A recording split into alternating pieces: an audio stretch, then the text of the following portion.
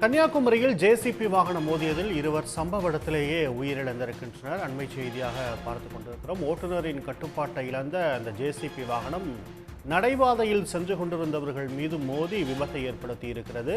JCB வாகனம் மோதியதில் தாவேக நிர்வாகி மற்றும் சபரி என்ற நபர் சம்பவ இடத்திலேயே உயிரிழந்திருக்கின்றனர். மேலதிக விவரங்களுக்கு செய்தியாளர் வேலாயுத பெருமாள் இணைகிறார். வேலாயுத பெருமாள், விவரங்கள்.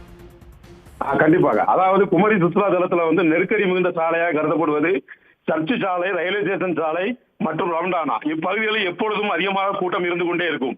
இந்நிலையில் ரயில்வே ஸ்டேஷன் சாலையிலிருந்து சர்ச்சு ரோடு வழியாக ரவுண்டானா செல்லும் சாலையில் ஒரு ஜேசிபி வாகனம் தறிக்கட்ட நிலையில் நிலை தடுமாறி அதிவேகத்தில் வந்து கொண்டிருந்தது. இந்த ஜேசிபி வாகனம் சாலையோரம் உள்ள நடந்து சென்ற பாதசாரிகள் மீது கண்மூடித்தனமாக மோதியது. இந்த மோதலில் சாலையில் சென்ற பலர் படுகாயமடைந்தனர்.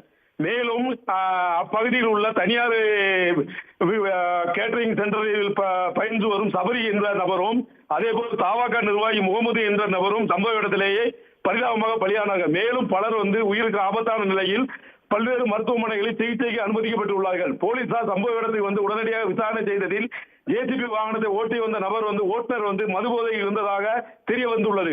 இச்சம்பவம் கன்னியாகுமரி சுற்றுலா தலத்தில் மிக பெரும் அதிர்ச்சியை ஏற்படுத்தியுள்ளது. இது குறித்து போலீசார் விசாரணை தொடர்ந்து நடத்தி வருகிறார்கள். விவரங்களுக்கு நன்றி வேலாயுத பெருமாள். உடனுக்குடன் செய்திகளை தெரிந்து கொள்ள சன் நியூஸ் பெல் ஐகானை கிளிக் பண்ணுங்க.